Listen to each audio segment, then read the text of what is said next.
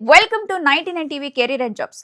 కొన్ని వారాల కింద ఫిన్టెక్ దిగ్గజాలైన పేటిఎం, క్లార్నా లాంటి కంపెనీల్లో లే ఆఫ్స్.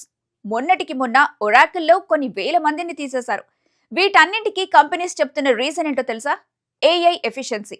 అంటే నిన్నటి వరకు 100 మంది చేసిన పనిని ఈ రోజు ఏఐ సాయంతో కేవలం 10 మందే చేసేస్తున్నారు.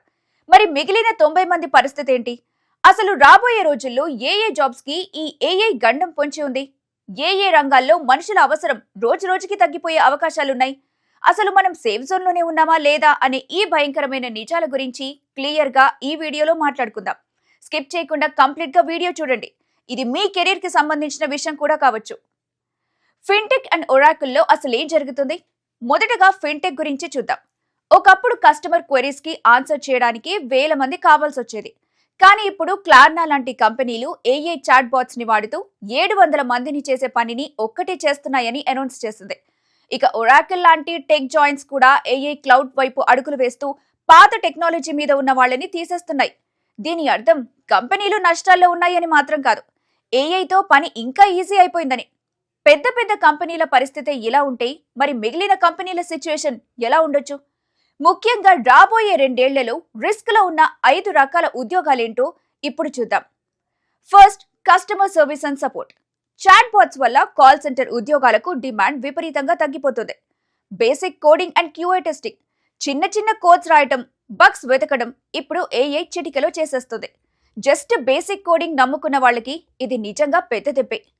Content writing and translation, general articles రాయటం లేదా ఒక లాంగ్వేజ్ నుండి ఇంకో లాంగ్వేజ్ లోకి మార్చటం, ఇవన్నీ ఇప్పుడు ఏఐ టూల్స్ ద్వారా చాలా తక్కువ ఖర్చుతోనే అయిపోతున్నాయి. Data entry and book keeping, నంబర్లతో చేసిన పనులన్నీ ఇప్పుడు ఆటోమేట్ అయిపోతున్నాయి. అకౌంటింగ్ లో అయితే ఎంట్రీ లెవెల్ జాబ్స్ కి రిస్క్ ఎక్కువ.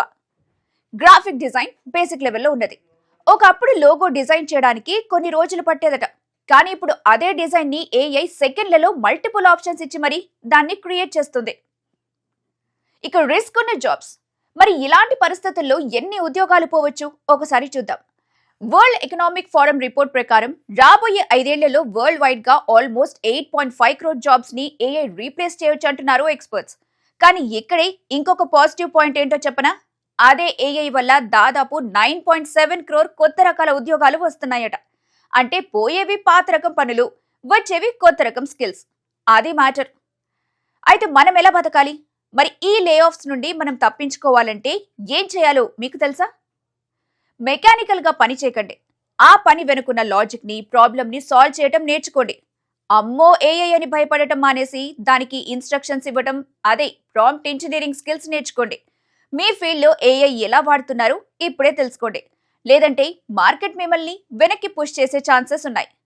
సో వ్యూయర్స్, ఒరాకిల్లోనూ పేటిఎంలోనూ జరిగిన లే ఆఫ్స్ కేవలం ఒక వార్నింగ్ మాత్రమే. జాబ్స్ పరంగా చేంజ్ స్టార్ట్ అయింది. మరి మీరు ఈ చేంజ్ కి రెడీ అయ్యి మిమ్మల్ని మీరు అప్గ్రేడ్ చేసుకోండి. లేకపోతే సేమ్ ఓల్డ్ స్కూల్ టైప్ ని ఫాలో అయ్యి మీ జాబ్ ని రిస్క్ లో పెట్టుకుంటారా అనేది చాయిస్ మీకే వదిలేస్తున్నా.